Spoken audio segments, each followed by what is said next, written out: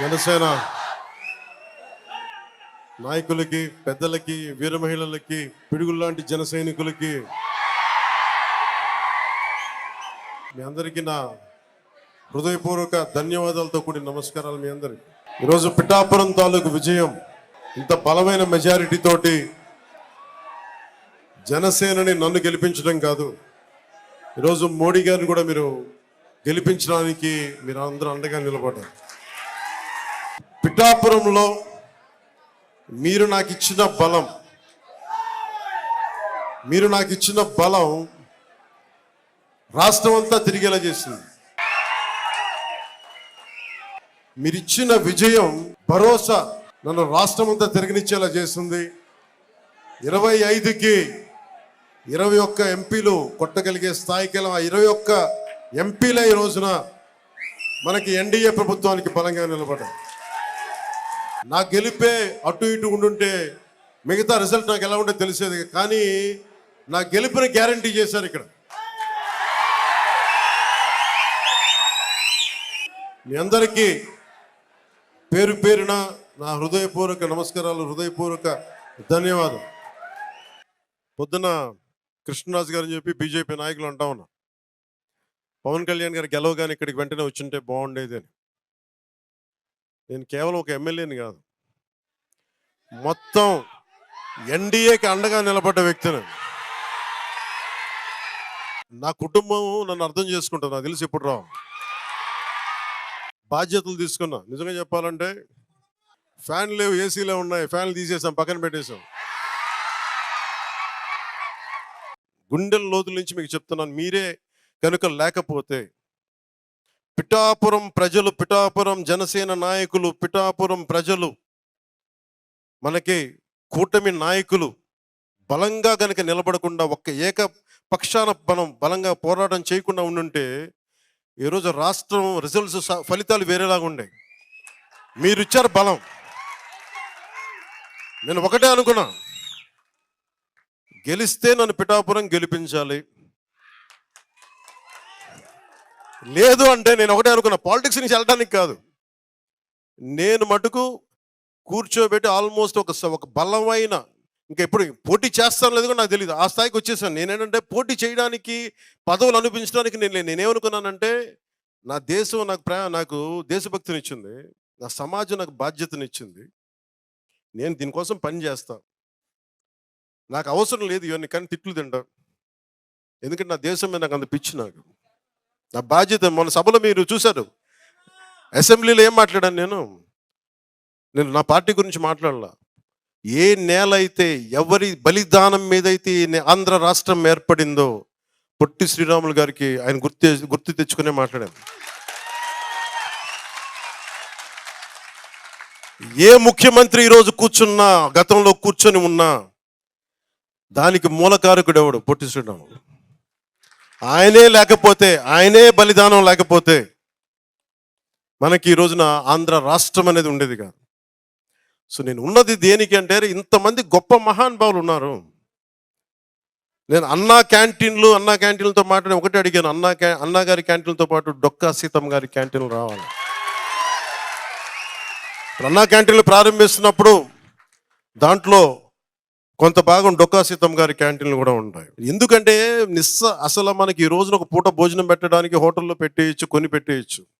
ఆ రోజుల్లో కట్టెలతో వండాలి, వర్షాలు, అలాంటి సమయంలో ఆవిడ కూర్చొని, అమ్మ సీతమ్మ ఆకలి అంటే కూర్చోబెట్టి అన్నం వండి పంపించే, లంకల దగ్గరికి వెళ్ళి కూడా ఆవిడ చేసేదంటే, అలాంటి విలువలున్న మనుషులు మనం గుర్తు తెచ్చుకోకపోతే సమాజం విచ్ఛిన్నం అయిపోతుంది. సో నాకు పిఠాపురం నాకు నిజంగా కొన్ని 2009 నుంచి నన్ను అడుగుతూ ఉన్నారు, మీకు నిలబడతామంటే నాకు నిజంగా నాకు చెప్పాలని ఎక్కడి నుంచి పోటీ చేయాలి, నాకు పోరాటం చేయడం ఒకటి తెలుసు. నాకు దాంట్లో గెలుపులు ఉంటాయి, ఓటములు ఉంటాయి, లేదంటే పదవులు ఉంటాయి, నాకేం తెలియదు. నాకేంటంటే ఏడుస్తున్న మనిషి కోసం నా వంతు ఎంత నేను కృషి చేయగలను, ఎంత నిలబడగలను, ఇంతే నా థాట్. దశాబ్దంన్నర నలిగిపోయా. నేను మీకేం చెప్పాను, రాగానే మీకు ఇందాక చెప్తా ఉన్నాను, నేను ఓటమి చూసిన వాడిని. నేను ఒక సినిమా రంగంలో పీక్లో ఉండి నాకు పాలిటిక్స్ రావాల్సిన అవసరం లేదు. కానీ నాకేమనిపించిందంటే, చదువుకున్న చదువు, విజ్ఞానం బాధ్యతనిచ్చింది. నువ్వు పొట్టి శ్రీరాములు గారి త్యాగం మీద నువ్వు నువ్వు జీవితాన్ని గడిపేసి, స్వాతంత్ర సమరయోధులు త్యాగం వల్ల నువ్వు జీవితాన్ని గడిపేసి, నువ్వేమి తిరిగి సమాజానికి ఇవ్వనంటే నీకు కుదరదు. అది నా అంతరాత్మ చంపేసింది నన్ను. దానికోసం వచ్చాను రాజకీయాల్లోకి. పదవి రావచ్చు, రాకపోవచ్చు, గెలవచ్చు, ఓడిపోవచ్చు. ఈరోజు గెలవచ్చు, కానీ నాకు ఈ రోజున ఉప ముఖ్యమంత్రి కావచ్చు. కానీ నేను ఎప్పుడు ఒకటే మనిషిని. ఓడినా గెలిచినా, పదవి ఉన్నా లేకపోయినా నేను ఒకటే వ్యక్తి. అది అది మారదు. 2014లో కూటమి గెలిచినప్పుడు నేనేమి ఆశించలేదు. అందరి కోసం పనిచేసి పెట్టాను. రాష్ట్ర ప్రభుత్వం బాగుంటుంది, ప్రజలు బాగుంటారు అనుకున్నాను.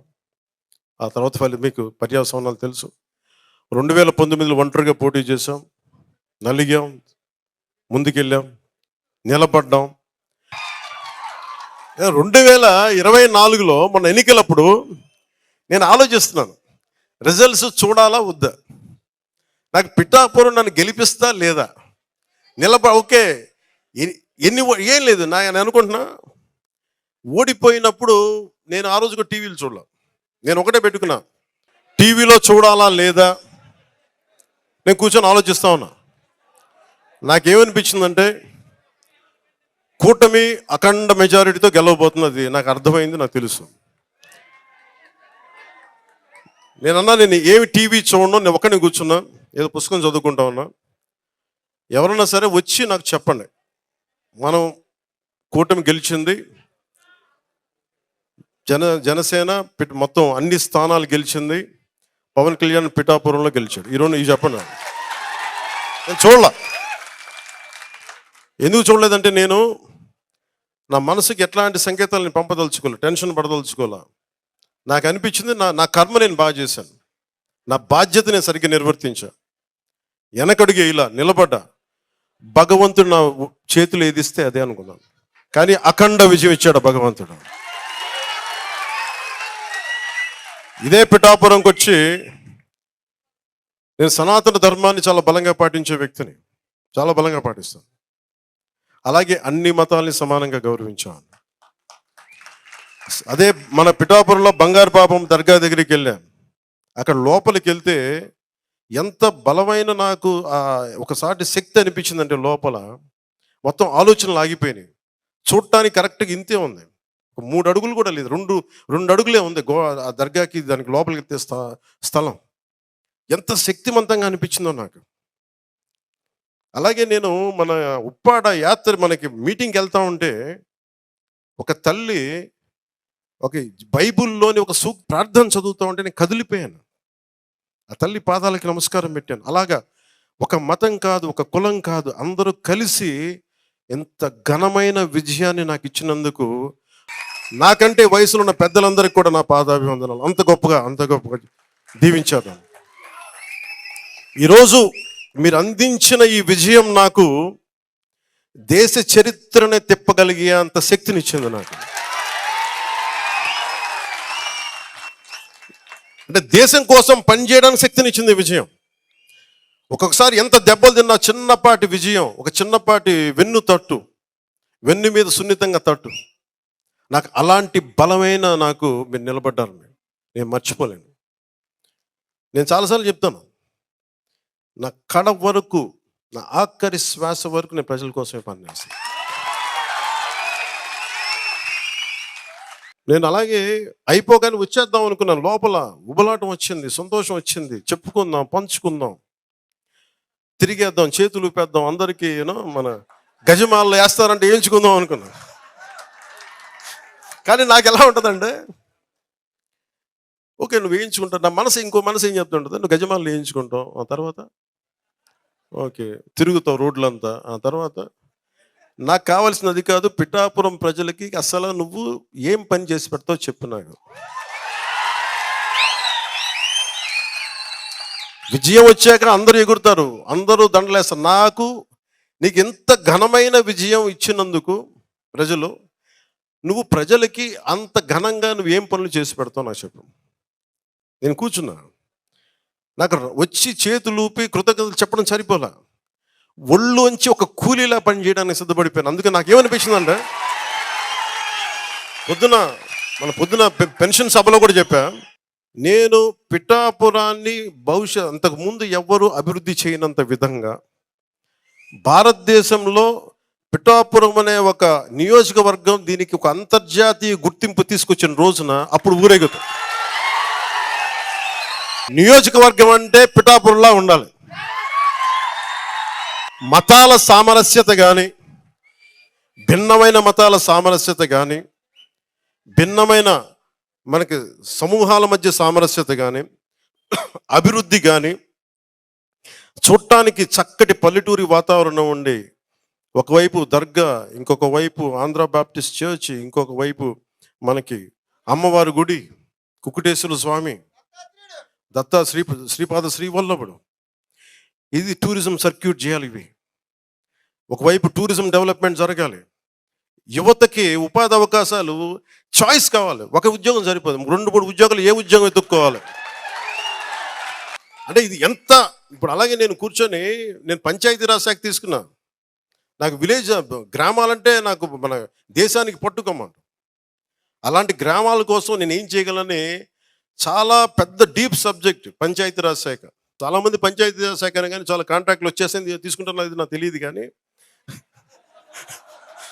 నా ఉద్దేశం అది కాదు.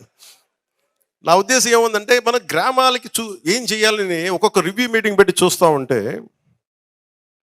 అసలు ఉదాహరణకి కేంద్ర జల్ జీవన్ మిషన్ రక్షిత మంచినీటి పథకం, ఏమంటే దీనికి ఎంత ఫండ్స్ ఉంటాయని పంచాయతీ అధికారులను ఉన్నతాధికారులను అడిగితే అన్లిమిటెడ్ సార్. అంటే మీకు ఎంత కావాలంటే, అంటే మీకు ఒక 10 కోట్లు 100 కోట్లు కావాలి, 100 కోట్లు వస్తాయి.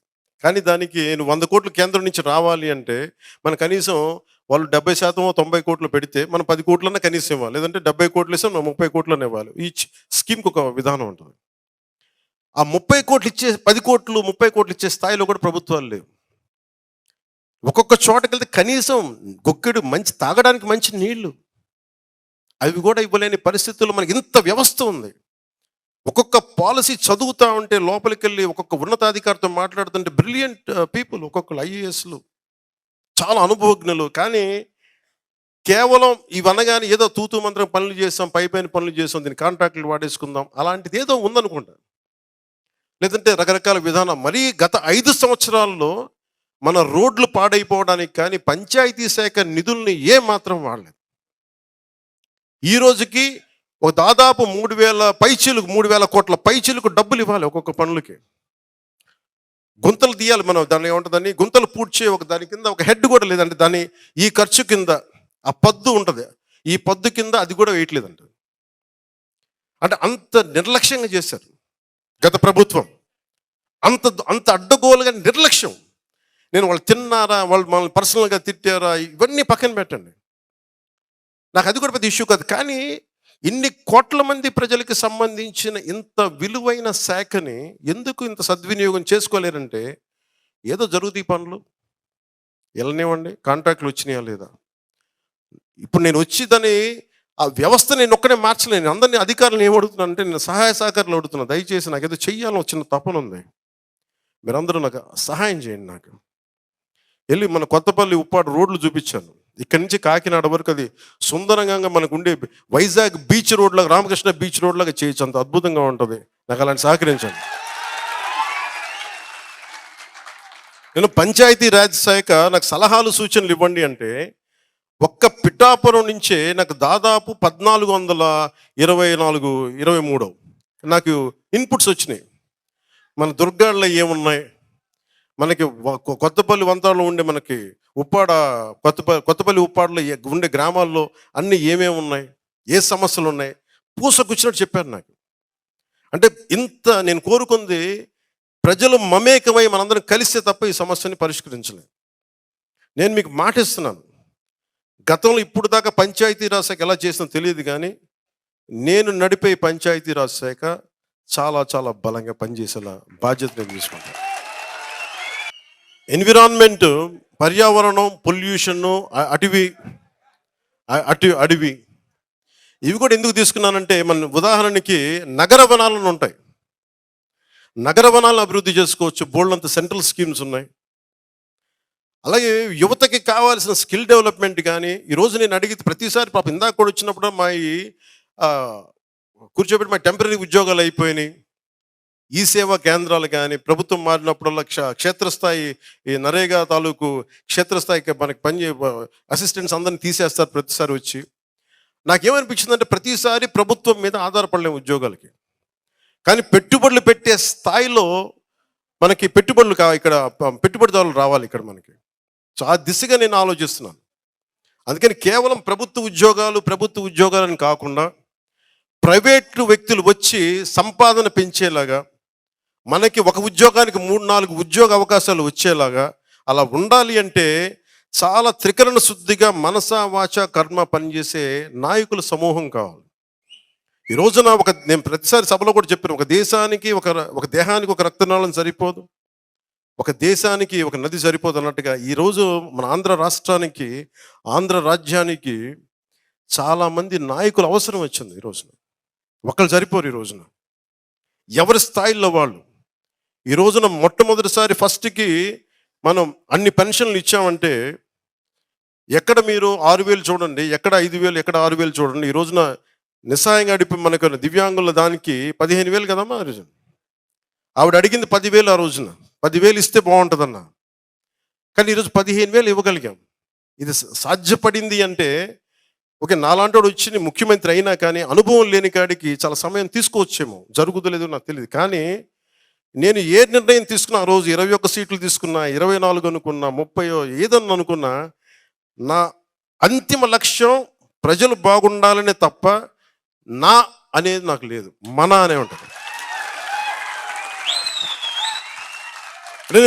వీళ్ళందరికీ చాలా మందికి అర్థం కాదు, చంద్రబాబు గారిని ఎందుకు వెనకేసుకొస్తాం అంటే, ఒకరి అనుభవాన్ని మనం ఎలా వాడుకోవాలి. వారి అనుభవం కూర్చోబెట్టి ఈరోజు నిలబడితే 1వ తారీఖు ఈ రోజున మనం ఇంత దాదాపు 100కి 100% ఈరోజు ఇవ్వగలిగాం. రేపు 1-2 రేపు పొద్దున మిగిలితే 1-2% మిగిలితే రేపు పొద్దున ఇచ్చేస్తాం. ఇది రావాలంటే చాలా అనుభవం ఉన్న వ్యక్తి కావాలి. నేను ఈ రోజున మనం నిలబడింది 21 ఎంపీలు గెలిచారు ఆయన మనకి ఉమ్మడి మన కూటమిలో. అదే 21 మంది ఎంపీలు బలం పార్లమెంటులో ఒకసారి చాలా దద్దరిల్లిపోయింది. ఆ బలం మీరు ఊహించండి. ఎన్డీఏ కూటమికి ఆంధ్రప్రదేశ్ వెన్నుదన్న అయిపోయింది. అంటే అంత గొప్ప విజయం అందించింది మన ఆంధ్ర రాష్ట్రం. అది మీ దీవెన, మీ చలువ, మీ ఆశీస్సులు. అంటే నాకు ఇంత మాత్రం మీరు పిఠాపురం నిలబడితే అది మొత్తం దేశానికి కూడా బలం అయిపోయింది. అంటే నాకు అంత బలం ఇచ్చింది పిఠాపురం. అసలు జన సైనికులు, వీర మహిళలు ఈ రోజున ఇక్కడ మీరున్నారు. అసలు నాకు ఎక్కడెక్కడి నుంచో దేశ విదేశాల నుంచి వచ్చి ₹1,00,000 ఖర్చు పెట్టుకొని మరి వచ్చి ఓట్లేసి ఎంతమంది, ఒకళ్ళైతే నాకు పాపం ప్రాణాలు కూడా కోల్పోయారు. నాకు ఈ రోజుకి బాధగా ఉంటుంది. అంటే ఏమిస్తే రుణం తీర్చుకుంటాం. నాకు నిజంగా ఈ పదవి నేను అలంకరించింది నాకు బాధ్యతను పెంచింది, కానీ నాకు నిజంగా ఆనందాన్ని ఇచ్చేది కాదు, బాధ్యతను పెంచింది. భయం ఉంది నాకు, భయం ఇచ్చింది, నాకు బాధ్యతను పెంచింది. సో నేను కోరుకునేది కూడా ప్రతిసారి ఇంత ఇచ్చిన బాధ్యత నా భుజస్కంధాల మీద పెట్టిన ఈ బాధ్యతను ఎలా నేను ముందుకు తీసుకెళ్ళాలి. భగవంతుడిని, పురోహితిగా అమ్మవారిని కూడా అదే వేడుకున్న తల్లి నాకు ఆ శక్తినివ్వు, నాకు ప్రజలకి సేవ చేసే శక్తినివ్వు, నాకు సరైన మనస్సునివ్వు. రోజు ఒక నిర్ణయాలు తీసుకోవాలి, ఆ నిర్ణయాల్లో ఒక సరైన మనసు వచ్చేలాగా నాకు ఆ శక్తినివ్వు తల్లి. ఇదే నేను కోరుకుంటా ఉన్నా. సో నేను ఏమి చేసినా మీరందరూ బాగుండాలని చేస్తాను. అసలు నాకు నిజంగా కన్నీళ్ళు వచ్చినాయి మీరు పడ్డ కష్టం. ఎన్ని రాత్రులు అసలు ఒక్కొక్క చోటుకి వెళ్తే ఒక్కొక్క కథలు. నాకు ఒక్కొక్క ఊరికి వెళ్తే మేము ఎక్కడో ఆస్ట్రేలియా నుంచి వచ్చి ఒక 6 మంది తిరుగుతూ ఉంటే ఒక అతను వచ్చి బజ్జీలు ఇచ్చేవాడు. ఒక గంపటి బజ్జీలు. దేనికంటే జనసేనకి ఇది నా కాంట్రిబ్యూషన్, మీరు అందరూ పని చేస్తారు రోజు. అట్లాగా ఎంత సంపాదిస్తారు ఆయన? ఒక చిన్న బజ్జీలు కొట్టుకు పెట్టుకుని ఆయన ఎంత సంపాదించగలరు? కానీ ఎంత ప్రేమ ఉంది అంటే, నా సంపాదన కొంత మీకు ఇవ్వాలి, ఎందుకు మీరు కష్టపడుతున్నారు మీరు అందరూ అని చెప్పి ఇచ్చారు. నాకు అట్లాగే చిన్న చిన్న పనులు చేసుకునేవాళ్ళు. నాకు కదిలిపోయాను నేను ఆ ప్రేమకి. నేను అలాంటి ప్రేమకి నేను రుణగ్రస్తుడిని. నేను చాలా చాలా చాలా రుణగ్రస్తుడిని. ఎంత కదిలిపోయానో నేను. అట్లా ఒక్కొక్కళ్ళు ఆడపడుచులు ఊర ఎండ వెనక తిరిగి మలమలమలాడిపోయి ఎండలో తిరుగుతా, ఎండలో మాడిపోతా, 50 డిగ్రీలు 47 డిగ్రీలు ఎండలో మాడిపోతా క్యాంపెయినింగ్ చేస్తే నాకు ఏమిచ్చి నేను రుణం తెచ్చుకోగలను? నాకు విజయం నా కోసం కాదు. నేను అనుకున్న ఒక ఆశయం కోసం మీరందరూ చెయ్యూత కలిపినందుకు మీ అందరికీ ఎన్నిసార్లు శిరస్సు వంచి నమస్కరించినా నా కృతజ్ఞత సరిపోవట్లేదు. నేను ఏమి చేయగలను దీనికి అంటే, అనుక్షణం అహిర్నిశలు పని చేయడానికి సిద్ధపడ్డా. కానీ మనకి ఏం కావాలి గుణం అంటే డిసిప్లిన్ కావాలి మనకి. ఈ రోజున మనది ఎలాంటి జన సైన్యం అంటే ఇది ఒక అరాచక పాలన, ఒక దాష్టీకం చేసే పాలనని ఎదురొచ్చి మరి గుండెల్ని ఇట్లా బయటికి తీసి మరి నిలబడింది జనసేన.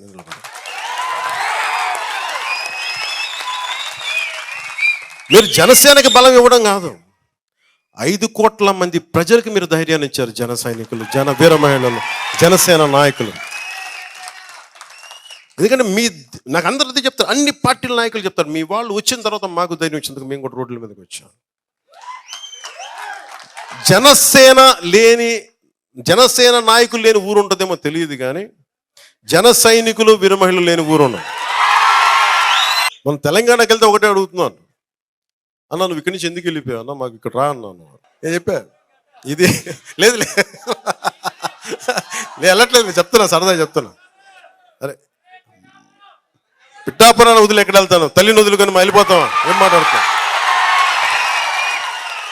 హక్కును చేర్చుకున్న తల్లిని వదిలేసి వెళ్ళిపోతావా? అందుకే చెప్తా ఉన్నా, మరి ఆ తల్లికి నేను ఇచ్చలేదు. నేను స్థలం కూడా తీసుకున్నాను, ఇక్కడ ఇల్లు కూడా కడుతున్నా.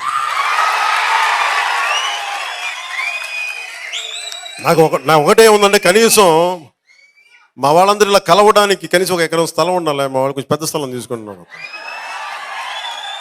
మా వాళ్ళకి కోపం వచ్చినా నా మీద చూపిస్తారు, ప్రేమ వచ్చినా నా మీద చూపిస్తారు, తిట్టినా నన్నే తిడతారు, మెచ్చినా నన్నే మెచ్చుకుంటారు. ఇంట్లో వాడిని తప్ప ఇంకెవరిని తిడతారు, ఇంట్లో వాడిని కాదు ఇంకెవరిని మెచ్చుకుంటారు. నాకు ఓకే. అప్పుడు నేను కూడా గతం వేసా, చాలా ఆగండి ఆపండి అంట, అంతే తప్ప ఇంట్లో మనం అనుకోకపోతే ఎట్లా, మీకు నా మీద కోపం రాకపోతే ఎట్లా, విసుక్కోకపోతే ఎట్లా, సంతోషం, నాకు అదే నచ్చుద్ది. నాకు కొంచెం సమయం ఇవ్వండి. నేను మొన్న ఏమనుకున్నా, ఫ్రెండ్స్తో చెప్తా ఉన్నా, శుభ్రంగా బాగా చక్కగా డిగ్రీ చదువుకొని ఏదైనా పోస్ట్ గ్రాడ్యుయేషన్ చేసి చదువుకొని ఉంటే చదువు అక్కడితో అయిపోయింది ఏదో అనుకున్నాను. డిగ్రీ వెళ్ళకుండా ఆపేయడం వల్ల ఇప్పుడు పంచాయతీరాజ్ ఫైల్ చూస్తే నాకు అలసట వచ్చేస్తుంది. ఎన్ని చదువుని ఇంకా చదువుతాను. ఇవన్నీ కాకుండా రిటర్న్ మన కాపీస్ కాకుండా మళ్ళీ ఈ ఫైల్స్ వస్తున్నాయి. బుర్ర వాచిపోతుంది, ఇన్ని చదవను బాబు. లేదు సార్, అందరూ చదవరండి, అందరూ మినిస్టర్స్ చదవరు, మీరు ఏదో చిన్న నోట్స్ ఏదో దాన్ని చూసి మీరు సంతకం చేయండి. నాకు భయం, ఆ సంతకాలు ఏముంటాయి నాకు తెలియదు. ఇలా సంతకం పెట్టేయండి అన్నాను, ఇలా సంతకం పెట్టేసారు, నాకు భయం వేస్తుంది. రేపొద్దున మళ్ళీ కూర్చొని నీ సంతకం పెట్టేసారు, మళ్ళీ జైల్లో పెడితే నేను ఎక్కడికి వెళ్ళాలి? అంటే ఇంత బాధ్యతగా ఉన్నానని చెప్పడానికి చేస్తున్నాను, అంటే ఇంత చదువుతున్నా అంటే నేను రేపు ఈ రోజున మిమ్మల్ని అందరినీ కోరుకునేది, మీరు నాకు పని చేసే సమయం ఇవ్వండి. ఒకటే అభ్యర్థన మీ అందరికీ. ఈ రోజున నేను మర్రెడ్డి శ్రీనివాస్ గారిని పెట్టాను. మర్రెడ్డి శ్రీనివాస్ గారు కూడా చెప్పారు, ఎవరైతే కష్టపడ్డారో, ఎవరైతే నిలబడ్డారో, జన సైనికులు కానీ, జనసైన వీర మహిళలు కానీ, జనసేన నాయకులు కానీ, మీరందరినీ గుర్తించండి. తప్పులు జరిగినా, ఒకసారి ఒక క్షణం అటు ఇటు తప్పులు జరిగినా మళ్ళీ వచ్చి వినండి. మీ అందరూ నాకు ఇవ్వగలిగేది, నాకు రాష్ట్రం మొత్తం 5 కోట్ల మంది ప్రజల్ని చూసుకుని నాకు చిన్నపాటి మనశ్శాంతి ఇవ్వండి అని చెప్పి ఆయనకి ఒకటి చెప్పాను. తప్పులు జరిగినా కానీ మీరు సరిదిద్దుకోండి. అజయ్ గారికి కూడా అదే చెప్పాను. ఆయన ఉస్మానియా పూర్వ విద్యార్థి, ఆయన విపరీతం, ఆయన చాలా ప్రశాంతంగా కనిపిస్తాడు ఆయన, కానీ ఆయన ఒక రాడికల్. ఆయన రాడికల్ స్టూడెంట్స్ యూనియన్లో పనిచేసిన ఆయన, ఇలా ప్రశాంతంగా పాపం నా కోసం ఎంత మాటలు పడ్డాడు ఆయన, ఎన్ని దెబ్బలు, ఎన్ని నలిగిపోయాడు. సో అజయ్ గారికి ప్రత్యేకంగా నా హృదయపూర్వక ధన్యవాదాలు చెప్తాను. పాపం శ్రీనివాస్ గారికి ఎన్ని మాటలు పడ్డారో, నలిగిపోయారు. వారికి నా ప్రత్యేక కృతజ్ఞతలు తెలియజేస్తున్నా. ఇప్పుడన్నా పవన్ కళ్యాణ్ అనే నేను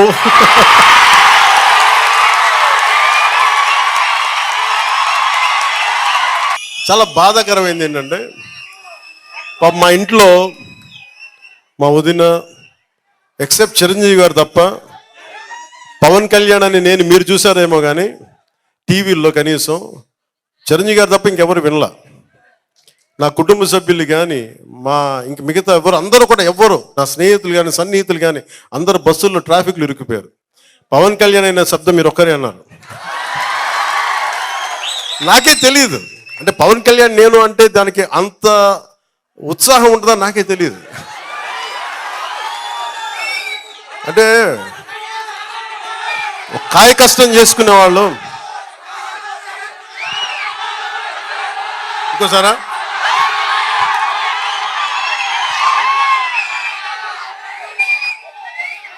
ఓకే సార్, కొంచెం దీన్ని మార్చుకుందాం. పవన్ కళ్యాణ్ అనే నేను పిఠాపురం అభివృద్ధికి, అభ్యున్నతికి నిరంతరం ఆఖరి శ్వాస వరకు పని చేస్తానని దైవ సాక్షిగా ప్రమాణం చేస్తున్నాను.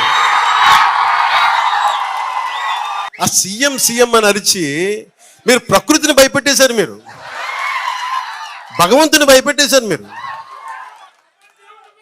అంటే కూర్చోబెట్టి మీరు ప్రకృతి ఎంత భయపెట్టేశారమ్మా, కనీసం డిప్యూటీ సీఎం అయిపోతే వీళ్ళు ప్రాణాలు తీసేస్తారో అన్నట్టుగా నేను కోరుకోలే. నాకు ఆ తల్లి సాక్షిగా చెప్తున్నారు కదా, నేను కోరుకోలేదు, నేనే పదవి కోరుకోలే. ప్రభుత్వాలు మారాలి అని అనుకున్నా. కానీ మీరు సీఎం అని అరిస్తే ఆ ప్రకృతి కూడా కదిలిపోయాము. కనీసం డిప్యూటీ సీఎం చేయకపోతే వీళ్ళు అసలు తుఫాన్లు భూకంపాలు క్రియేట్ చేస్తాను తల్లి కూడా అనుకున్నాము. దయచేసి బాబు మీరు అదే నోటితో మీ అందరికి దండం పెట్టి చెప్తున్నా, కొంచెం మంచి కోరుకోండి. ఎందుకంటే మీరు ఈ శక్తి ఎలాంటిదో మీకు తెలీదు. ఈవెన్ ఇక్కడే కాదు, తెలంగాణకి వెళ్ళినా కానీ ఇదే నినాదం. అంటే మీ శక్తి ఎలాంటి శక్తి అంటే మీది ప్రకృతిని కదిలించేంత శక్తి మీది. అంటే ఎండిపోయిన ఎడారిలో మబ్బు రాని చోట, మబ్బు లేని చోట కూడా మబ్బులు తెప్పించి వర్షం కురిపించి ఎడారు భూములను కూడా పచ్చని పంటలుగా చేసేంత శక్తి ఉంది మీకు. అంత శక్తి ఉంది. సో మీ మానసిక శక్తిని మన పిఠాపురం అభివృద్ధితో పాటు రాష్ట్ర అభివృద్ధి, తద్వారా దేశాభివృద్ధి, తద్వారా భారతదేశం 2047కి సూపర్ పవర్ కావాలి భారతదేశం. ఆద్యం దాని ఇక్కడ మొదలు పెడతాం. అంటే ఒక మనిషి తలుచుకుంటే ఎంత చెయ్యగలడు. నాకు అనిపించే చాలాసార్లు వీళ్ళు సీఎం అంటే నేను అలా చూస్తూ ఉంటాను. నేను మీరు చూసారు నా ఎక్స్ప్రెషన్ పెద్ద ఏం ఉండాలి చూస్తుంటా, సంతోషం. నాకు అనిపించింది అంటే ఒక జపం తాలూకు శక్తి ఎంత ఉంటుందా, ఒక మాట పదే అంటే దానికి శక్తి వచ్చేస్తా అంటే మీరు ప్రూవ్ చేశారు దానికి. వావ్ అనిపించింది. ఎంత ప్రేమ ఉండాలి ఆ మాట మాట్లాడాలంటే, ఎంత శక్తి ఉండాలి దానికి. అదే బాబా ఆ శక్తి భరించలేకే ప్రకృతి కదిలిపోయింది. ఆ శక్తి తట్టుకోలేకే కదా. మరి నాకు భయం వేస్తుంది ఇప్పుడు నాకు మీరు వల్ల. ఎందుకంటే నేను ఏదో నాకు ఎవరుంటారు, నా ఆరాధ్య దైవాలు ఎవరుంటారు. ఒక పుట్టి శ్రీరాములు ఉంటాడు, ఒక నాని పాల్కీ వాళ్ళు ఉంటారు, ఒక మనకి బాబాసాహెబ్ అంబేద్కర్ గారు ఉంటారు. ఇలాంటి మహానుభావులు ఉండి నాకేముంటుంది, వీళ్ళకి పదవులు లేకపోయినా దేశం కోసం పనిచేశారు కదా. నేను ఆ కోవకు చెందితే మీరేమంటారు అలా అంతా కుదరదు, నువ్వేం చేసుకుని మటుకు ఇలా ఉండాలి. కానీ నాకు భయం వేసేది. ఇప్పుడు నన్ను చేశారు మీరు, రామకోట్లా చేశారు మీరు, సీఎం కోటి చేశారు మీరు, డిప్యూటీ సీఎం కోటి అయిపోయింది. భయం వేస్తుంది నాకు. ఇది మీ ద్వారా, మన పిఠాపురం ద్వారా, మీ మీ జపం ద్వారా మీరు నామం చెప్పారు కదా సార్. ఎందుకు చెప్తున్నానంటే, మీరు కనుక మీ మనస్సులో అందరూ ఈ దేశం బాగుండాలి, ఈ నేల బాగుండాలి అని మీరు కోరుకుంటే జరిగిపోదు. అంతే చేయండి. నాకు ఎలాంటి అంటే, నా కృష్ణుడు చెప్పినట్టుగా అక్కడ గురి పెట్టి కొట్టాడు కొడేస్తాను. మీరు ఎలా ఉండాలంటే మీరు శ్రీకృష్ణులా ఉండాలి. మీరు ఒకటే చెప్పండి, పిఠాపురం అద్భుతంగా ఉండాలి, చేసేస్తాం. ఆంధ్రప్రదేశ్ వెనక్కి తిరిగి చూడకూడదు, అప్పులన్నీ తీర్చేస్తాం. భారతదేశంలోనే అత్యధికమైన గొప్ప రాష్ట్రంగా ఉండాలి, రాజ్యంగా ఉండాలి, చేసేస్తాం. ఈ రోజున 21 మంది పార్లమెంటు సభ్యులతోటి ఎన్డీఏకి వెన్నుదన్నుగా నిలబడ్డాం. అలాంటిది ప్రపంచానికి వెన్నుదన్నులాగా నిలబడగలిగే శక్తి కూడా అది మనం సాధించగలం భవిష్యత్తులో. ఏం లేదు, మనం అనుకుంటే జరిగిపోద్ది. కాకపోతే దానికి చాలా ధర్మబద్ధంగా ఉండాలి ఆ కోరిక. నాకు 1000 కోట్లు కావాలి, అక్కడ ఒక 2000 ఎకరాలు కావాలి, ఋషికొండ కావాలంటే జరగదు. అబ్బే అవి అయితే జరగవు. నువ్వు ధర్మాన్ని రక్షించే పనికి పూనుకుంటే అప్పుడు ఏమీ జరుగుతుంది. అదే దానికి కూడా చాలా నలిగిపోవాలి, చాలా నలిగిపోవాలి. నేనేమనుకున్నానంటే, నేను నలిగిపోతాను, నా తర్వాత ఇంకొకళ్ళు ఎప్పుడుకో జరుగుద్దిలే అనుకున్నాను. కానీ మార్పు ఇక్కడే మొదలు పెట్టాలనుకున్నాను. నేను అనుకున్నాను, మీరు చేశారు. ఈరోజు నేను ఒకటే అనుకుంటున్నా, పదవుల దగ్గర ఆగిపోతే ఎట్లా? నేను ఒకటే సంకల్పం పెడదాం, ఇది పిఠాపురం సంకల్పం పెడదాం. ఈరోజు ఈ మాటలు చెప్పి నేను ముగిస్తాను. ఈ సభ, ప్రకృతి మాట మనకి శాసనం, ధర్మం మనకి శాసనం. నేను ఒకటే కోరుకోండి, ఈ రోజున మనం సంకల్పిద్దాం.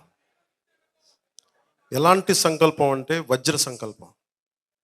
అది ఎలాంటి సంకల్పం అంటే, పురోహితిక అమ్మవారు, కుక్కుటేశ్వర స్వామి, శ్రీపాద శ్రీవల్లభుడు, ఇంకొక మూలకెళ్తే బంగారు పాపమ్మ, ఇంకొక చోటకి వెళ్తే, ఇంకో పక్కకి వెళ్తే ఆంధ్ర బాప్టిస్ట్ చర్చ్, అన్ని సకల మతాలు, సకల దేవతలు అందరూ వెలిసిన ప్రాంతం ఇది. ఈ ప్రాంతం నుంచి నేను సంకల్పిస్తున్నాను, మనకి పిఠాపురం ప్రపంచానికే మార్పు ఇక్కడి నుంచి మొదలవ్వాలి. ఎలాంటి మార్పు అంటే అది భారతదేశం అగ్రగామిగా ఉండాలి, విశ్వగురువుగా ఉండాలి. అరబిందో కోరుకున్నారు ఇది. ఒక రోజున భారతదేశం ప్రపంచానికి విశ్వగురువు అవుతుంది అని ఆయన కోరుకున్నారు, ఆయన సంకల్పించాడు. ఇది మన సంకల్పం కాదు. ఈరోజు నేను ఆయన సంకల్పాన్ని మీ ముందు ఉంచుతున్నాను. మన పీఠికాపురాన్ని అత్యున్నత అభివృద్ధితో కూడిన నియోజకవర్గం మొదటి లక్ష్యమైతే, తద్వారా ఆంధ్రప్రదేశ్ అభివృద్ధికి తోడ్పాటునిస్తే, అది వెళ్ళి భారతదేశానికే ఒక తలమానికమైన రాష్ట్రంగా మన ఆంధ్రప్రదేశ్ని చూసి అన్ని రాష్ట్రాలు ఈ దారిలో నడవాలి అని ముందుకెళ్ళి, దాని ద్వారా భారతదేశం అంటే తలెత్తి చూసుకునేలాగా ఒక 5 సంవత్సరాలు కాదు, 10 సంవత్సరాలకు ఎప్పటికీ ఏదైతే ఈ దేశ ధర్మం ఉందో అది ప్రపంచానికి చాటి చెప్పేలా, భారతదేశం శక్తి సంపన్నతని ప్రపంచానికి తెలియచేసేలా, సకల గురువులు ఇది విశ్వగురువు అని చెప్పేలా, అలాంటి బలమైన వజ్ర సంకల్పాన్ని నేను సంకల్పిస్తున్నాను, మీ ముందు పెడుతున్నాను. మీరు సీఎం అంటే డిప్యూటీ సీఎం. ఈరోజు మిమ్మల్ని సంకల్పించమని నేను అడుగుతున్నాను. భారతదేశం అగ్రగామి దేశంగా ఉండాలి. అది అయితే మనం అన్ని అయిపోతాం. దాన్ని పెట్టు, ఆకాశానికి పెట్టు, నక్షత్రాలకి పెట్టు, అంతేగాని చిన్న పోస్టుల దగ్గరికి నేను పెట్టను. నేను ఈ రోజున కనీసం డిప్యూటీ సీఎం అయ్యానంటే నేను భారతదేశం కదిలిపోవాలి, జనసేన పార్టీ పెడితే అనుకున్న పార్టీ పెట్టినప్పుడు అంత సంకల్పించాను నేను. నా సంకల్పానికి మీరు అందరూ తోడయ్యారు. ఈ రోజున ఇంతమంది తోడయ్యారు. అది మీరు చేశారు. అది నా శక్తి కాదు. అది చినుకు కలిస్తేనే గాలివానది. అందుకని మనకి మోదీ గారు పవన్ కళ్యాణ్ ఇది అది పవనం కాదు, అది తుఫాన్ అని ఎందుకు అన్నారంటే అది నా గురించి అనలా, నీ గురించి అన్నారు మాట. చాలా మందికి తెలియదు యాక్చువల్గా ఆయన ఇప్పుడు అనలేదు ఆ మాట. నేను వారణాసి ఆయన నామినేషన్ వేయడానికి మేమందరం వెళ్ళాం, ఎన్డీఏ మీటింగ్కి వెళ్ళాం. వెళ్తే అందరూ నా ఎన్డీఏ పార్ట్నర్స్ అందరూ కూర్చున్నప్పుడు ఆయన అన్నారు, పవన్ పవన్ యా ఆంధీ అన్నారు ఆయన. నాకేమనిపించింది, ఏం అర్థం చేసుకోవాలి ఈ మాటకి అంటే, అంటే మనకు కూర్చోబెట్టి అర్థాలు తెలుసు కానీ ఈయన ఏ ఉద్దేశంతో మాట్లాడుతూ నేను మళ్ళీ జాగ్రత్తగా అదే సార్ పవనే సార్ అన్నాను. అంటే ఆ రోజు అన్నారు ఆ మాట. దాని తర్వాత ఎన్నికలు జరిగినాయి అంటే ఆయనకి అప్పటికే అర్థమైంది. ఇక్కడ అప్పటికి మన ఎన్నికలు అయిపోయినాయి ఇక్కడ. నెక్స్ట్ డే మార్నింగ్ వెళ్ళాను. సో ఆ రోజు రాత్రికే నివేదికలు వెళ్ళిపోయినాయి, ఇది తుఫాన్లో చుట్టుముట్టేసింది ఆంధ్రప్రదేశ్ని, కూటమి వచ్చేస్తుంది. అది నాకు ఎప్పుడు అర్థమైంది, ఆయన సెంట్రల్ హాల్లో మాట్లాడుతున్నప్పుడు నాకు అర్థమైంది, ఓహో అదే ఆయన ఆ రోజు అన్న మాటలని. ఎందుకంటే నా గురించి మనం ఎక్కువ ఎందుకు ఊహించుకుంటాం సార్, జాగ్రత్తగా కొంచెం అవసరమైతే బలం ఒక 40-50% తగ్గించుకుంటాం కానీ తక్కువ చేసుకుంటాం కానీ ఎక్కువ చేసుకోం కదా. సో నాకు అందుకు అనిపించింది, అంటే మీరు ఇచ్చే శక్తి లాంటిది. అది నాకు ఆ ఉద్దేశం చెప్పడానికి చెప్తున్నాను, ఇది ఆ పాయింట్ చెప్పడానికి చెప్తున్నాను. ఇది చాలాసార్లు ప్రధానమంత్రి గారు ఎస్పీజీ వాళ్ళు ఏం చెప్తారు, దయచేసి నువ్వు రాకుండా ఉంటే బాగుంటుంది సభలకు, మేము భరించలేకపోతాం మీ వాళ్ళ శక్తిని, మేము కోరుకుంటాం నువ్వు రాకూడదు ఈ సభలు కానీ. ఎందుకంటే మాకు నైట్ మేర్ అయిపోతుంది మీ సెక్యూరిటీకి, నీకు ప్రధానమంత్రి గారికి మీ వాళ్ళతో ఉండాలంటే మీ జన సైనికుల శక్తి, మీ వీరమాల శక్తి మేము తట్టుకోలేకపోతున్నాను. సరదా నేను ఆ జోక్ సీరియస్గా చెప్తున్నా. అంటే ఏముంది నేను అనుకుంటున్న యువతలో ఏముంది అంటే మీకు అంత లోపల అంత నలిగున్నారు మీరు. ఎవడన్నా ఒక్కళ్ళొచ్చి మాట్లాడతారా మా భావాలు, నేను గొప్ప భావాలేం మాట్లాడను, మీ భావాలే నేను మాట్లాడతాను. మీ గొంతే నా గొంతు, ఈ దేశపు గొంతే నా గొంతు, సగటు మనిషి గొంతు. నేను మీ గొంతే మాట్లాడతాను, మీ గొంతే వినిపిస్తాను, మీ వాణినే వినిపిస్తాను, మీ కలనే నెరవేరుస్తాను. మీది ఇది, నాది కాదు. సో నాకు అనిపించింది ఇలాంటి నేలకి ఎవడనుకున్నా ఈ రోజున ప్రతిసారి వచ్చి ఇన్ని రోజులు ఎందుకు తీసుకున్న 4వ తరగతి అంటే నాకు ఎన్ని పనులు వచ్చినాయి. మనకెంత మేధావులు ఉన్నారండి మన చుట్టుపక్కల. ఒక్కొక్కళ్ళు ఆకలి తీర్చిన యోధులు ఎవరు నా పక్కన లేరు. నేను కూర్చుంటాను, నా పక్కన కొంచెం మంది అనుభవజ్ఞులు ఉంటుంటారు, కానీ వాళ్ళు ఎవరు రాజకీయ అనుభవాలు లేవు. మర్రెడ్డి సీని గారికి కానీ అందరూ విద్యార్థి రాజకీయాలు చేసినారు కానీ వీళ్ళెవరు సీజన్డ్ పొలిటికల్ లీడర్స్ కాదు, కానీ తపన ఉన్నవాళ్ళు, కసి ఉన్నవాళ్ళు. సో నాకేమనిపిస్తుంది, నేను ఏం చేయాలి దీన్ని, పార్టీని నడపడం అంటే సామాన్యమైన విషయం కాదు. మీకు తెలియదు పార్టీని నడపడం అంటే, అసలు ఈ పార్టీ ఉండకూడదు లెటర్లు రాసేస్తారు కొంతమంది ఎలక్షన్ కమిషన్కి. వాళ్ళు నాకు లెటర్లు పంపిస్తారు, ఈ పార్టీని అది చేశారంటే మళ్ళీ దానికి లెటర్లు పంపించి ఇంకొక మనుషుల్ని పంపించి, అసలు ఎంత వ్యయ ప్రయాస అంటే ఈ 10 సంవత్సరాల్లో పార్టీని ఆదిలోని చంపేద్దామని లెటర్ల ద్వారా ఎలిగేషన్స్, ఈ పార్టీకి ఈ సింబల్ ఉంది, ఇది రైట్ కాదు, అది ఉంది, ఇట్లా ఏదో ఒకటి కొర్రీలు పెట్టి ఇవన్నీ బాలరిష్టాలు తట్టుకొని కృష్ణుడు ఆ బాలరిష్టాలు తట్టుకొని ఎలాగే చేరాడు యశోద దగ్గరికి, అలాగే ఈ రోజున జనసేన ప్రజల దగ్గరికి అలా చేరింది. శ్రీకృష్ణుడు వచ్చి యశోద దగ్గర చేరినాడు. తల్లి యశోద దగ్గరికి శ్రీకృష్ణుడు ఎలా వెళ్ళాడో అలాగే ఈ రోజున అన్ని బాలరిష్టాలని దాటుకొని ఈ రోజున జనసేన ఒక రికగ్నైజ్డ్ పొలిటికల్ పార్టీ. దానికి మీకు ధన్యవాదాలు. మీ విజయం అందించకపోతే ఎవరు వెళ్ళినా, ఢిల్లీ ఏ మూలకి వెళ్ళినా, ఏ బీహార్, ఉత్తరప్రదేశ్, పంజాబ్ ఏ మూలకి వెళ్ళినా 100% స్ట్రైక్ రేట్ అంటే మాకు అర్థం కావట్లేదు. మనం కొట్టింది 21 కానీ 21 ఇప్పుడు సెంచరీ కొడితే ఎవడన్నా మాట్లాడాలి, మళ్ళీ 21 కొడితే మాట్లాడతారు, నాకు అర్థం కాదు. అంటే 21 వెనక 21 ఎంపీస్ కూడా ఉన్నాయి, అది దాని సత్తా. అంటే ఈ రోజున ఒక కూటమిని నిలబెట్టాలి, రావాలని ఎంత తపన పడ్డాను, ఆ కూటమే ఈ రోజున ఎన్డీఏకి వెన్నుదన్నుగా ఉండిపోయింది. అది అర్థమైంది, నాకు తెలియలేదు. అది నేను చేసుకుంటే వెళ్ళిపోయాను. నేను మన నేల బాగుండాలని స్వార్థంతో చేసుకెళ్ళిపోయాను. ఆ స్వార్థం అంటే మంచి స్వార్థం, అది నిస్వార్థంగా చేశాం, నాకు ఏం అవసరం లేదు. అదేం చేసింది, ఆ 21 ఎంత శక్తినిచ్చింది అంటే దేశం మొత్తం ఈ రోజున మన ఎంపీలు వెళ్తే 100% స్ట్రైకింగ్ రేట్ పార్టీ అంటారు, మన జనసేన కూడా ఉంటుంది 100% స్ట్రైకింగ్ రేట్ పార్టీ అంటారు, అంత ఉంది. సో నేను మంచి అడుగేసాం. మొదటి అడుగు చాలా బలంగా వేసాం. ఈ రోజున మనకి ఇన్ని హోదాలు వచ్చినాయి, ఇంతమంది ఎమ్మెల్యేలు ఉన్నారు. ఈ రోజున ప్రతిపక్షం లేదు. ప్రతిపక్షం కూడా ఎట్లా ఉండాలి? నిర్మాణాత్మకంగా మనమే కొన్నిసార్లు మన సమస్యల్ని మనమే అనేక కోణాల నుంచి మనమే ప్రభుత్వం నుండి మనమే మాట్లాడుకోవాలి. అదే వాళ్ళని తగ్గించడం కూడా నాకు నిజంగా ఇష్టం లేదు.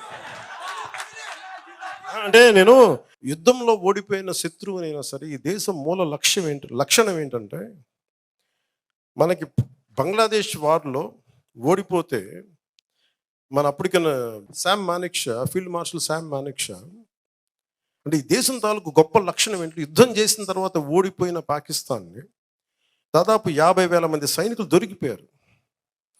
దొరికిపోతే వాళ్ళకి మన దేశం తాలూకు గొప్ప లక్షణం ఏంటంటే, వాళ్ళందరినీ మన సైనికుల్ని వాళ్ళ బంకర్ల నుంచి తీసి వాళ్ళ బెడ్లు తీసి వాళ్ళని పడుకోబెట్టండి, మన కింద పడుకుందాం, వాళ్ళకి మన లొంగిన సైనికులు ఓడిపోయిన సైనికులు అయినా కానీ వాళ్ళ సైనికులు మనం గౌరవిద్దాం. అంటే ఈ దేశం అంత గొప్పది ఇది. ఈరోజు 11 వచ్చినాయి, రేపొద్దున 1 రావచ్చు, అది మనకి ఇష్యూస్ కాదు. అంటే మనకు 1 వచ్చినప్పుడు వాళ్ళకి కూడా 1 రావచ్చు కదా రేపొద్దున. అంటే హెచ్చు తగ్గులు పెరుగుతూ ఉంటాయి, పెద్ద ఇష్యూ కాదు. కానీ నేనేం చెప్తానంటే, నువ్వు తల ఎగరేయకు విజయంలో. మనం తల ఎగరేయద్దు, మనం తల ఎగరేయం. వాళ్ళకి 11 రానివ్వండి, 1 రానివ్వండి, అయినా కానీ మనం తల ఎగరేయం. ఎందుకంటే మనందరిది ప్రకృతి ఏమి నిర్ణయిస్తో దాని మూలంగా వెళ్తాం. వాళ్ళకి 151 సీట్లు ఇచ్చి పరీక్ష పెట్టింది కాలం. ఆ కాల పరీక్ష వాళ్ళు తట్టుకోలేకపోయారు. 151 సీట్లు రాగానే వాళ్ళు ఏమనుకున్నారు, ఏదైనా చేసేయచ్చు అనుకున్నారు. అలా చేయడానికి కుదరదు. అందుకని వాళ్ళకి అది మన పాఠం. అది మనం వాళ్ళని తగ్గించడానికి ఇవన్నీ కాదు. నేను ఓడిపోయినా, నేనేం చెప్పాను, వాళ్ళు ఓడిపోయినా కానీ నాకు వ్యక్తిగత కక్షలు ఏమి ఉండవు.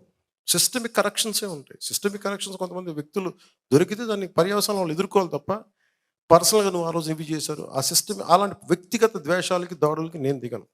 మన వాళ్ళని కూడా దిగద్దని నేను కోరుకుంటున్నాను. తేడా మన అదేగా చూపించాలి. మనకి వాళ్ళకి ఏంటి తేడా? మనం చేయాల్సింది ఏంటంటే, వాళ్ళలా కాకుండా ఉండటం మనం చేయాల్సింది. మీకున్న శక్తి అలా ఏంటంటే, హ్యావ్ డిసిప్లైన్. మనకు కావాల్సింది ఈ రోజున చాలా నిలకడ కావాలి. 21 సీట్లు ఇచ్చి ప్రజలు మనల్ని గుండెల్లో పెట్టుకున్నప్పుడు దాన్ని చాలా బాధ్యతగా ముందుకు తీసుకెళ్దాం. ఎలా దీన్ని పటిష్టం చేద్దాం, ఎలా దీన్ని ఇంకొంచెం ముందుకి బలంగా తీసుకెళ్దామని ఆలోచించాలి తప్ప, దాడులు చేయడం, ఇబ్బంది పెట్టడం, ఇది చేస్తే ఏమైపోతుంది, వాళ్ళు మనలో మనుషులే కదా, వాళ్ళు బయట వాళ్ళు కాదు కదా. చాలాసార్లు చెప్పాను, వైసీపీ నాయకు నా శత్రువు కాదు, నా ప్రత్యర్థి కాదని.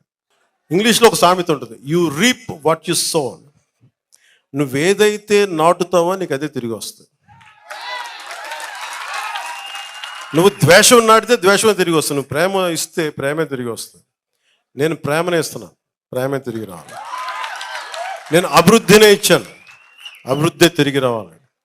ఎదుటి వాళ్ళు బాగుండాలని కోరుకున్నాను, మనం బాగుండాలని ఉంటుంది. వీడు నాశనం అవ్వాలి, వాడు పోవాలి నేను ఎప్పుడు కోరుకోను. అది ప్రకృతి విరుద్ధం. అది మీరందరూ అవన్నీ తల్లి చూసుకుంటుంది, మనకి ఎందుకు? జగజ్జనని, విశ్వమాత, విశ్వజనని, ఎవరిని ఎలా ఉంచాలో ఆవిడ ఆ తల్లి చూసుకుంటుంది. మన పని ఏంటి, మన పని చేసుకుంటాం. ఎందుకంటే మనం ఎవరికి ఏం చేయక్కర్లే, మనం చూస్తూ ఉంటే చాలు. నన్ను చాలాసార్లు తిడతా ఉంటే ఏం చేస్తాను తెలుసా, నన్ను అనుకుంటవచ్చు కదా, మీరు అందరూ అనుకుంటుంది కదా ప్రశ్న, ఎలా భరిస్తాను నేను ఫస్ట్ నన్ను తిట్టే వీడియోలు నేను చూడను. వాళ్ళు అనుకోవచ్చు చాలామంది, నాకు మొన్న చెప్తున్నారు నిన్ను ఎలా తిట్టారంటే, మన చెప్పలేదు విషయం అంటే నేను చెప్తే నేను వేరే ఆలోచన. నేనేంటంటే బై డిఫాల్ట్ సెట్టింగ్ నేను చూడను, నేను విన్ను. నేనేం నమ్ముతానంటే, తల్లి నా గుండెల్లో నువ్వు ఏది మంచి అదే చేయనివ్వు, నన్ను ఏది వినాలో అదే విననివ్వు, దేనికి స్పందించాలో దానికే స్పందింపచేయి. ఇంకా నన్ను ఎన్ని రకాలుగా నేను చూడను నా గురించి. సో అందుకే నన్ను ఎవరిని తిట్టినాగా నాకు అర్థం కాదు. అట్లాగా ఎవరిని తిట్టినట్టు ఉండదు.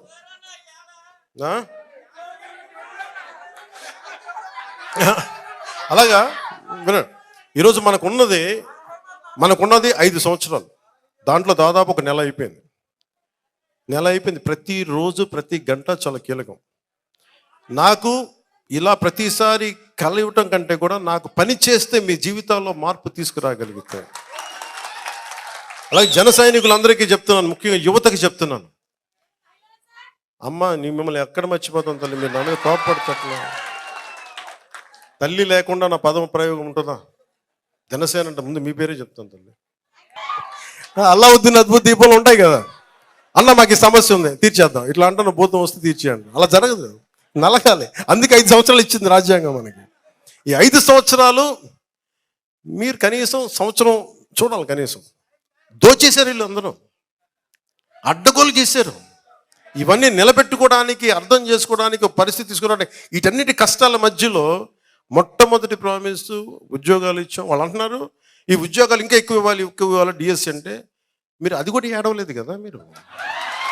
కరెక్టే, చాలా ఉన్నాయి, లక్షలు ఉన్నాయి ఉద్యోగాలు. నేను చెప్తాను కదా, ఇప్పుడు డిప్లొమా మన ఫారెస్ట్ డిపార్ట్మెంట్లో 420 పోస్టులు ఖాళీగా ఉన్నాయి. డబ్బులు లేవు, ఖజానాలో డబ్బులు ఇవ్వడానికి. ఎక్కడి నుంచి డబ్బులు ఇస్తాం? ఎర్రచందనం పట్టుకెళ్ళిపోయి అమ్మేసుకున్నారు. నేపాల్లో ఎన్ని వేల మెట్రిక్ టన్నులో ఉంది నేపాల్లో. నేపాల్ ప్రభుత్వం తిరుపతి నుంచి వెళ్ళిన ఎర్రచందనాన్ని నేపాల్ ప్రభుత్వం పట్టుకుంది. నేపాల్ ప్రభుత్వం పట్టుకుంది, కానీ మన చెక్ పోస్టులని వదిలేసింది. ముఖ్యంగా మన ఆంధ్రాలో ఉండే చెక్ పోస్టులను వదిలేసింది. వెళ్ళిపోండి. ఎవరి పెద్దిరెడ్డి గారి వెంటనే పంపించండి, అస్సలు నేపాల్ పంపించండి. మిథున్ రెడ్డి గారి పంపించండి. కానీ నేపాల్ పోలీసులకు పాప మిథున్ రెడ్డి గారు పెద్దిరెడ్డి గారు ఎవరు తెలియదు, ఆపండి అన్నారు. ఎక్కడ తీయాలంటే దాని రూట్ తిరుపతికి వచ్చింది. లాంగ్వేజ్ ప్రాబ్లం వాళ్ళకే ఉంది. వాళ్ళు ఎర్రచందనం ఒకటే లాంగ్వేజ్ కదా. ఈ ఎర్రచందనం కాహాయ్ అంటాడు, అది పట్టుకుంటారు, తీసుకెళ్తారు. పట్టుకుని ఇప్పుడు ఆ ఫైల్ నా దగ్గరికి వచ్చింది. దాన్ని ఏమంటారు, ఎర్రచందనాన్ని ఇక్కడ తీసుకురావాలి, ఏం చేయాలంటే దానికి ఏదో పెట్టారు, దాని గురించి కింద మీద పడుతున్నాం, తీసుకురావడానికి ఒక ప్రయత్నం చేస్తున్నాం. ఇవన్నీ మీకు మీరు చూడండి, ఇప్పుడు దాకా తెలియదు కదా మీకు.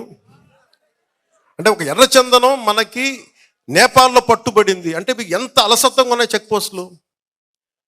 మీరు అక్కడి నుంచి తీసుకొచ్చి ప్రతి చోట పోలీస్ చెక్ పోస్టులు ఉంటాయి. నువ్వేం తీసుకెళ్తావు జేబులు, మనకి ఎన్నిసార్లు మనకి ఎలక్షన్ కమిషన్ టైంలో మనకి అడుగుతారు. అలాంటిది ఎర్రచందనం అంటే ఎంత, ఎన్ని వేల మెట్రిక్ టన్నులు, ఎన్ని లారీలు వెళ్ళాలి. అన్ని లారీలు చాలా సునాయాసంగా వెళ్ళిపోయింది నేపాల్ దాకా. అంటే మీకు ఆ స్థాయిలో ఉంది దోపిడీ. కరెక్ట్, సినిమాలు తీయచ్చు, కానీ ఒక అడవిని కొట్టి ఒక చెట్టుని పెంచడం ఎంత కష్టమో మీకు తెలుసా? మనందరికి తెలుసు. అది కొట్టే వాళ్ళకి తెలియదు అది సంగతి. ఒక చెట్టు కొడితే 25 చెట్లు నాటాలని అరణ్య సూక్తం చెప్తూ ఉంటుంది. ఆ చదువులు చదివితే కదా, ఆ విజ్ఞానం ఉంటే కష్టం తెలుస్తుంది. కొట్టేసుకుందాం, పెంచేసుకుందాం, అమ్మేసుకుందాం, ఏం చేసుకుంటారు? ఎక్కడ తింటారు డబ్బులు? పేపర్లు తినాలి అన్నం బదులు. మీరు ఇవన్నీ అర్థం అంటే ఎందుకు చెప్తా అంటే, ఇవన్నీ మీరందరూ ఎంత లోతుగా చూస్తున్నాం. అసలు ఈ రోజున సివిల్ సప్లైస్లో ఎంత టన్నుల బియ్యం దోచేస్తున్నారు మీకు చెప్తా వచ్చాం. మనోహర్ గారికి నేను ఒకటే చెప్పాను, మనం మాట్లాడాం, సివిల్ సప్లైస్ మీ చేతిలో పెట్టాం, అక్రమ రవాణా బియ్యం మీద ఉక్కుపాదం మోపండి. అదొక్కడే మాట చెప్పాను. ఆయనకి నా అభినందనలు. బలంగా చేశారు, సీజ్ చేశారు గోడౌన్స్. కానీ వెనకున్న సూత్రధారులను పట్టుకోవాలి, ఎవరెవరో తెలియదు, ఇంకా ఎదుగుతున్నాం, చూద్దాం. అలాగే చెరువులు, మట్టి, ఇసుక, మట్టి, శ్మశానం, మైనింగ్ అన్నీ పట్టుకుపోతాం. ఇవన్నీ ఆపాలి. ఇదేంటంటే ఇది మేము ఒక్కలం చేసేది కాదు. ఒక తెలుగుదేశమో, జనసేనో, భారతీయ జనతా పార్టీ నాయకులు, గౌరవ ముఖ్యమంత్రి చంద్రబాబు గారు కాదు, మీరందరూ కలవాలి. దీంట్లో ఒక మార్పు రావాలి అంటే మీరందరూ కలిస్తే తప్ప మార్పు రాదు. అలాంటి మార్పుకి మన పిఠాపురంలో శ్రీకారం చుట్టాం. ఆ మార్పు ఒక రోజున ప్రపంచం ఇటువైపు చూస్తుంది. ప్రపంచ దేశాలు పిఠాపురం వైపు చూస్తాయి. ఆ తల్లి శ్రీపాద శ్రీవల్లభుడు సాక్షిగా చెప్తున్నాను. దానికి నేను ఒక సైనికుడిలా పనిచేస్తాను తెలియజేసుకుంటూ, మీ అందరూ భాగస్వామ్యంగా కావాలని కోరుకుంటూ, జనసేన నాయకులకి ప్రతి ఒక్కరికి పేరు పేరున ధన్యవాదాలు తెలుపుకుంటూ, ల్యాండ్ టైటిలింగ్ యాక్ట్ ఆ రోజు మీరు అడిగారు కదా, మీరే కదా ఆ రోజు మొత్తం నా ల్యాండ్ టైటిల్కి యాక్ట్ మీ బాధ భరించలేక దాన్ని చేసేవాడు. పాపం మీరు ఎంత తిరిగారు, రోడ్డు మీద పట్టుకొని నా భూమి తీసేశారంటే అది మారుస్తామని తెలియ మీకు అందరికీ ప్రత్యేకించి పేరు పేరున ధన్యవాదాలు తెలుపుకుంటూ సెలవు తీసుకున్నాను. జై జనసేన, జై హింద్.